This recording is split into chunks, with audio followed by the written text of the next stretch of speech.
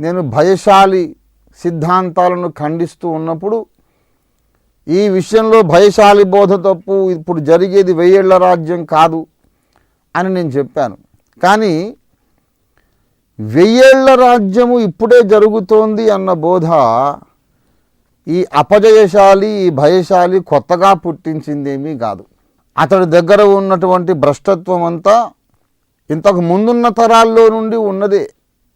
మునుపున్న తరాల్లో నుండి కొనసాగుతూ వస్తున్న భ్రష్టబోధలని ఇతడు పికప్ చేసుకున్నాడు. అన్నట్టు సందర్భోచితంగా, సందర్భానుసారంగా ఒక విషయం చెబుతాను. ఈనాడు మనం ఏదైనా ఒక దుర్బోధ చేసినా, సత్యబోధ చేసినా ఏది మన సొంతది కాదు, ఏది మన కొత్తది కాదు. ఏది మన సొంతది కాదు, ఏది కొత్తది కాదు. ప్రతి బోధ ఇంతకు ముందే ఎవరో ఒకరు చెప్పేసి ఉన్నారు. నీవు కొత్తగా తిరిగి జన్మించాలి అనే బోధ మన సొంతది కాదు. మీరు పరిశుద్ధాత్మను పొందితిరా అనే బోధ మన సొంతది కాదు. యేసు ప్రభువారు రెండవసారి వస్తున్నాడు అనే బోధ మన సొంతది కాదు. అలాగే పరిశుద్ధాత్మ అక్కరలేదు అని ఎవరైనా చెబితే అది కొత్తది కాదు. నూతన జన్మ మనకు అక్కరలేదు అని చెబితే అది కొత్తది కాదు. యేసు దేవుడే కాదు అని ఎవరైనా చెప్పారనుకోండి, అది కొత్తది కాదు.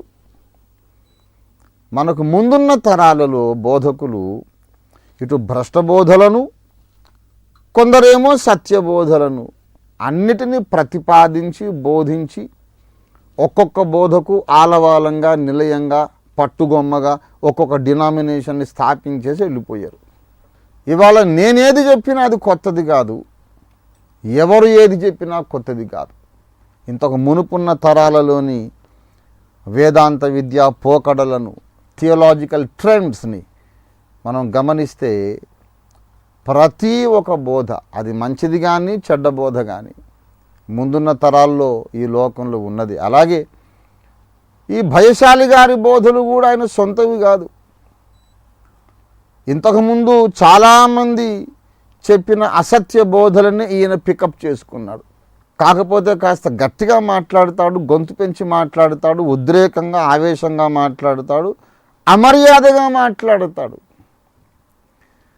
అమర్యాదగా మాట్లాడుతూ ఉన్నాడు కనుక చాలామంది ఇంత గట్టిగా మాట్లాడేస్తున్నాడు, ఎంత గొప్ప మేధావో అనుకుంటున్నారు. అవునులేండి, అతను మాట్లాడినంత అమర్యాదగా, అతడు మాట్లాడినంత కటువుగా, అతడు మాట్లాడినంత అన్పార్లమెంటరీగా మేము మాట్లాడలేం. అల్పుడెప్పుడు పలుకు ఆడంబరముగాను, సజ్జనుండు పలుకు చల్లగాను, కంచు మోగినట్లు కనకంబు మ్రోగున విశ్వదాభిరామ వినురవేమ అన్నాడు వేమన యోగి. అతడు మాట్లాడినంత అమర్యాదగా మేము మాట్లాడలేం. ఆ కంచు మ్రోగినట్లు ఈ కనకంబు మ్రోగున చెప్పండి. అందుచేత మేము సాత్వికంగా మాట్లాడుతుంటే అతడే మేధావి అనుకుంటున్నారు కొంతమంది అమాయకులు. అందుకే వారి కళ్ళు తెరిపించడానికి ఈ వేదాంత విషయాలు పబ్లిక్గా మాట్లాడాల్సి వచ్చింది.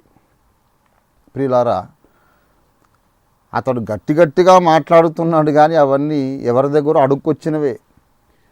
ఇంతకు ఇదే నడుస్తున్నదే క్రీస్తు రాజ్యం అనే భయశాలి బోధ కూడా ఇంతకు మునిపే చర్చ్ ఆఫ్ క్రైస్ట్ వారు, క్రీస్తు సంఘము అని చెప్పుకుంటున్న డినామినేషన్ వారు ఎప్పటి నుండో పుస్తకాలు రాశారు, బోధలు చేస్తున్నారు. ఈయన సొంతదేమీ కాదు.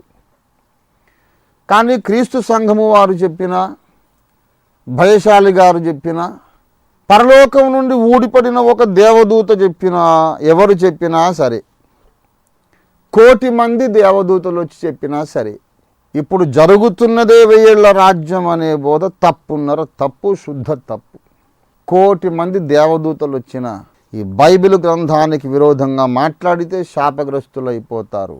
లేఖనము నిరర్ధకము కానేరదు అన్నాడు యేసు ప్రభువారు. జరుగుతున్నది 1000 ఏళ్ల రాజ్యం కానే కాదు అనడానికి తిరుగులేని కారణాలు చెబుతాను, దయచేసి చిత్తగించండి. ఆ భయశాలిని పిలుస్తూ ఉన్నాను ఏండ్ల తరబడి. అతడు ఎట్లాగూ రాడు, అంత ధైర్యం ఎక్కడిది? రాడు. రంజిత్ ఓఫీర్ అంటే ఏమిటో మీకందరికీ తెలిసినంత కంటే ఎక్కువగా భయశాలికి తెలుసు. He knows me personally. He won't come. కలలో కూడా రాడు. కాబట్టి మరి సత్యం అందరికీ తెలియాలి కనుక ఇప్పుడు ఓపెన్గా చెబుతూ ఉన్నాను.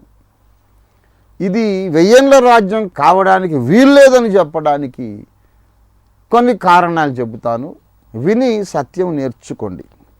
ప్రప్రథమముగా ఇది 1000 ఏళ్ల రాజ్యం ఎందుకు కాదు అంటే, 1000 ఏళ్ల రాజ్యంలో ఈ లోక రాజ్యములు క్రీస్తు రాజ్యము కావాలి. ప్రకటన గ్రంథం 11వ అధ్యాయం 15వ వచనంలో చెప్పాడు, 7వ దూత బూర ఊదినప్పుడు పరలోకంలో గొప్ప శబ్దములు పుట్టెను. ఆ శబ్దములు ఇలాగు పలికెను, ఈ లోక రాజ్యములు మన ప్రభువు రాజ్యమును, ఆయన క్రీస్తు రాజ్యమును ఆయన. ఇప్పుడు ఈ లోకమును క్రీస్తు ప్రభు వారు పరిపాలించటం లేదు అని తేటగా లేఖనాలు చెబుతూ ఉన్నాయి. ఎఫెసీ పత్రిక 6వ అధ్యాయము దయచేసి 10వ వచనము చూడండి. తుదకు ప్రభు యొక్క మహాశక్తిని బట్టి ఆయన యందు బలవంతులై ఉండుడి. ఎందుకు అంటే 12వ వచనంలో మనం పోరాడుచున్నాము. ఎవరితో పోరాడుచున్నామంటే ప్రస్తుత అంధకార సంబంధులకు లోకనాథులతో పోరాడుచున్నాము. ప్రస్తుత లోకనాథులున్నారు. వారు అంధకార సంబంధులు, వాయుమండల సంబంధమైన అధిపతులు. వాళ్ళు అంధకార సంబంధులకు లోకనాథులు ఉన్నారు. అలాగే యోహాను సువార్త 14వ అధ్యాయం 30వ వచనంలో ఈ లోకాధికారి వచ్చుచున్నాడు అని యేసు ప్రభువారే సాతానును గూర్చి చెప్పాడు. ఈ లోకాధికారి వాడుకున్న బిరుదం అది. అంతేకాకుండా అపోస్తలుడైన యోహాను భక్తుడు 1 యోహాను పత్రిక 5వ అధ్యాయములో 19వ వచనంలో ఇలాగ చెబుతున్నాడు, ఈ లోకమంతయు దుష్టుని యందు ఉన్నదని ఎరుగుదుము. ఈ లోకము దుష్టుని యందు ఉన్నది. ప్రస్తుతం ఈ లోకాన్ని అంధకార సంబంధులకు లోకనాథులు ఏలుచున్నారు, సాతాను ఏలుచున్నాడు. ఇంకా క్రీస్తు ఏలడం లేదు. ఒకవేళ క్రీస్తు ఈ లోకమును ఏలుచు ఉన్నట్లయితే, చర్చ్ ఆఫ్ క్రైస్ట్ వారు, భయశాలి గారు చెబుతున్న బోధ సత్యమైతే, క్రీస్తు ఏలుచున్న లోకాన్ని దుష్టుని యందు ఉన్నది అని చెప్పడం చాలా అపచారం అవుతుంది, పాపం అవుతుంది, తప్పవుతుంది, దేవదూషణ అవుతుంది, క్రీస్తు దూషణ అవుతుంది. కనుక మొట్టమొదటి కారణం ఈ లోకంలోని పాలిటిక్స్, రాజకీయాలు, రాజ్యాంగములు, అధికారము, పరిపాలన ఇంకా యేసు వశంలోకి రాలేదు. వేరే వాళ్ళెవరూ ఏలుతున్నారు కనుక ఇది 1000 ఏళ్ల రాజ్యం కాదు. రెండవదిగా క్రీస్తు పరిపాలిస్తున్నటువంటి రాజ్యంలో అవినీతి ఉండడానికి వీల్లేదు, పాపం ఉండడానికి వీల్లేదు, అజ్ఞానం ఉండడానికి వీల్లేదు, ప్రకృతి వైపరీత్యాలు ఉండడానికి వీల్లేదు. ఈనాడు శాంతి కావాలి, శాంతి కావాలి అని పరితపిస్తున్నారు ప్రపంచ రాజకీయ నాయకులు. ఒకవైపేమో అవినీతికి వ్యతిరేకంగా చట్టాలు తేవాలి, బిల్లు తేవాలని రాజకీయ సామాజిక పోరాటం జరుగుతోంది. ఈ పోరాటాలు ఎంతైనా ఆహ్వానించదగినవి, అభినందించదగినవి. వాటికి మనం సంపూర్ణ మద్దతు ఇవ్వాలి. దేవుని ప్రేమించే ప్రతి ఒక్కరూ అవినీతిని ద్వేషించాలి. అవినీతికి వ్యతిరేకంగా చేసే పోరాటాల్లో మనం అందరం కూడా మన మద్దతునివ్వాలి. కానీ యేసుక్రీస్తు ప్రభు తిరిగి వచ్చేదాకా ఈ లోకంలో అవినీతి అంతం కాదు, లోకంలో సమాధానము ఉండదు. You can never have peace without the prince of peace. సమాధానకర్తయగు అధిపతి యేసు వస్తే తప్ప లోకానికి సమాధానం ఉండదు. నీతిగల న్యాయాధిపతి అని యేసు వచ్చి ఏలే వరకు లోకంలో నీతి అనేది ఉండదు. ప్రియులారా, ఈ లోకములో ఇంత అవినీతి ఉన్నది గనుక యేసు ఈ లోకాన్ని ఇప్పుడు ఏలడం లేదు. మూడవ కారణం, ఒకవేళ ఇది 1000 ఏళ్ల పరిపాలన అయితే, ఈనాడు ఈ 1000 ఏళ్ల పరిపాలన ఆరంభం కాకముందు క్రీస్తు కొరకు హతసాక్షులైన భక్తులు పునరుద్ధానం చెంది ఉండాలి.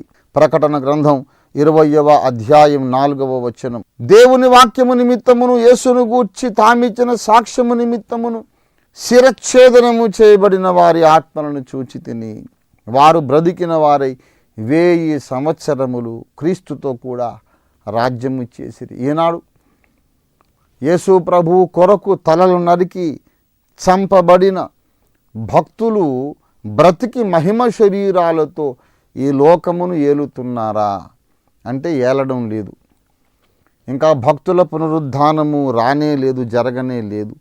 పౌలు బ్రతికాడా? పౌలు చనిపోయాడు. పేతురు చనిపోయాడు. భక్తులు బ్రతికారా? బ్రతకలేదు గనుక. భక్తుల పునరుద్ధానం జరగలేదు గనుక వారు సింహాసనాల మీద ఇప్పుడు భక్తులు లోకాన్ని ఏలడం లేదు గనుక ఇది 1000 ఏళ్ల రాజ్యం కాదు. అన్నిటికంటే ప్రాముఖ్యమైన కారణం ఒకటి చెప్పి ముగిస్తాను. ఇది 1000 ఏళ్ల రాజ్యం అయితే ఈ 1000 ఏళ్ల రాజ్యములో సాతాను బంధించబడి ఉంటాడు అని లేఖనం స్పష్టంగా చెబుతుంది. దయచేసి లేఖనం చదువుతాను, చిత్తగించండి. ప్రకటన గ్రంథము 20వ అధ్యాయము 2వ వచనం. అతడు ఆది సర్పమును అనగా అపవాదియు సాతానును అను ఆ ఘట సర్పమును పట్టుకొని 1000 సంవత్సరములు వానిని బంధించి అగాధములో పడవేసి ఆ 1000 సంవత్సరములు గడుచు వరకు ఇక జనములను మోసపరచకుండునట్లు అగాధమును మూసి దానికి ముద్ర వేసెను. అటుపిమ్మట వాడు కొంచెము కాలము విడిచిపెట్టబడవలెను. 7వ వచనం కూడా చూడండి. ప్రకటన 20వ అధ్యాయం. 1000 సంవత్సరములు గడచిన తరువాత సాతాను తానున్న చెరలో నుండి విడిపింపబడును. ఇక్కడ లేఖనం స్పష్టంగా చెబుతోంది. ప్రస్తుతం ఉన్న లోకంలో సాతాను జనములను మోసం చేస్తూ ఉన్నాడు. కాబట్టే వాళ్ళు యేసుక్రీస్తును రక్షకునిగా అంగీకరించలేకపోతున్నారు, గ్రహించలేకపోతున్నారు. ఈనాడు జనమందరూ కూడా, ప్రజలందరూ కూడా యేసుని వ్యతిరేకించడానికి కారణం ఏంటి? ఎన్నో శాస్త్రీయమైన రుజువులు ఉన్నాయి. వేదముల్లో, మత గ్రంథములు అన్నింటిలో రుజువులు ఉన్నాయి. లాజికల్గా ప్రూఫ్స్ ఉన్నాయి, చారిత్రక ఆధారాలు ఉన్నాయి. ఇన్ని ఆధారములు ఉన్నా సరే యేసుని ఎందుకు మనుషులు అంగీకరించడం లేదంటే దుష్టుడైన అపవాది వారిని మోసం చేస్తూ ఉన్నాడు. యేసు ఎవరో తెలుసుకోలేకుండా జనాంగములందరినీ, ప్రజలందరినీ, భూజనాంగములను వాడు మోసం చేస్తున్నాడు. యేసును అంగీకరించిన వారు అసలైన సత్యబోధ ఏమిటో, సత్య సిద్ధాంతం ఏమిటో తెలుసుకోలేకుండా బోధకులను, క్రైస్తవ విశ్వాసులను కూడా వాడు మోసం చేస్తూ ఉన్నాడు. ఈనాడు క్రైస్తవ సంఘములో ఉన్న ఇంత గలిబిలికి కారణం ఏంటి? పరిశుద్ధాత్మ దేవుడా? కాదు. మరి ఎవరు కారణం? సైతానే కారణం. సైతాను అనేకమైన దుర్బోధలను, అబద్ధ బోధలను సంఘంలో వాడు నింపి ప్రచారం చేస్తూ ఉన్నాడు. ప్రియ మిత్రులారా, ఒక విషయం మీ దృష్టికి తెస్తూ ఉన్నాను.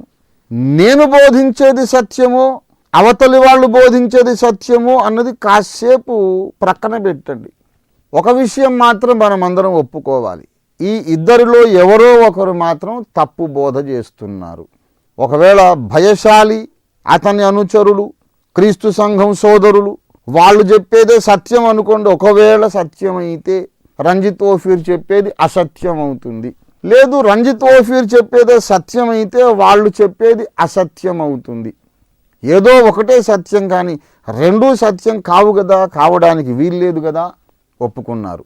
సరే, ఒకవేళ వాళ్ళు చెబుతున్నదో నేను చెబుతున్నదో ఏదో ఒకటి తప్పకుండా అబద్ధం అయి ఉంటే దానికి కారకుడు ఎవరై ఉంటారు? తప్పకుండా సాతానే అయి ఉంటాడు. నేను అబద్ధం చెబుతూ ఉంటే నేను సాతాను చేత మోసగించబడ్డానన్నమాట.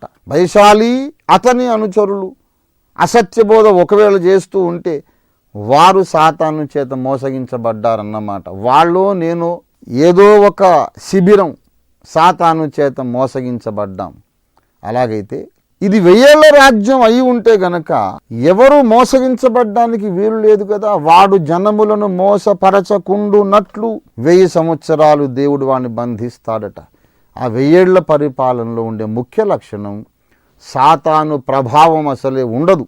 ఈనాడు ఇన్ని రకరకాల భిన్న విభిన్న సిద్ధాంత భేదములలో, రకరకాల బోధలలో ఎవరో ఒకరు తప్పకుండా మోసగించబడ్డ వాళ్ళు ఉన్నారు. కాబట్టి సాతాను యాక్టివ్గా ఉన్నాడని అర్థం. వాడు ఫ్రీగా పనిచేస్తున్నాడు, స్వేచ్ఛగా సంచరిస్తున్నాడు. సాతానే గనక బంధించబడి ఉంటే దుర్బోధలు అనేవే ఉండవు. దుర్బోధలు ఇంకా కొనసాగుతుండగా సాతాను బంధించబడ్డాడు అని మనం ఎలా చెప్పగలం? గనక ఒకవేళ భయశాలి, అతని అనుచరులు ఇప్పుడు కార్నర్ చేయబడ్డారు, ఒకవేళ వాళ్ళు రంజిత్ ఓఫీర్ చెప్పేది అసత్య బోధ, రంజిత్ ఓఫీరే మోసగించబడ్డాడు అని వాళ్ళు చెబితే, అలా చెప్పడం ద్వారా వాళ్ళు చెబుతున్నారు ఏంటంటే, రంజిత్ ఓఫీర్ ఒకవేళ మోసగించబడితే మోసగించేవాడు ఇంకా స్వేచ్ఛగా ఉన్నట్టేగా, సాతాను బంధించబడలేదని అర్థమే కదా. కనుక భయశాలి అతని అనుచరులకు ఈ ప్రసంగం ద్వారా చెక్ పెట్టేశా నేను. ఈ బోధన వేదాంత పరిశోధన చదరంగంలో భయశాలికి చెక్ పెట్టాను. చేవ ఉంటే తప్పించుకోమనండి. భయశాలి ఓడిపోయాడు, పారిపోతున్నాడు. ఇప్పుడు ఒకవేళ ఓఫీరు అసత్య బోధ అని అతడంటే అసత్యవాది అయిన సాతాను బంధించబడలేదని ఒప్పుకుంటున్నాడన్నమాట. అలాగైతే ఇది 1000 ఏళ్ల రాజ్యం కాదని అతడే చెబుతున్నాడన్నమాట. ఒకవేళ ఇది 1000 ఏళ్ల రాజ్యం అని మంకు పట్టుబడితే అప్పుడు సాతాను బంధించబడ్డాడని ఒప్పుకోవాలి, అప్పుడు ఓఫీరు మోసగించబడలేదని ఒప్పుకోవాలి, ఓఫీరు గారు చెప్పేది సత్యమని ఒప్పుకోవాలి. ఎలాగైనా సరే అతని బోధ తప్పు. భయశాలి శిష్యులారా, తెలివి తెచ్చుకొనండి, సరిగ్గా ఆలోచించండి, సత్యాన్ని గ్రహించండి. ఇప్పుడు జరిగేది 1000 ఏళ్ల పరిపాలన కానే కాదు, యేసు త్వరగా రానై ఉన్నాడు.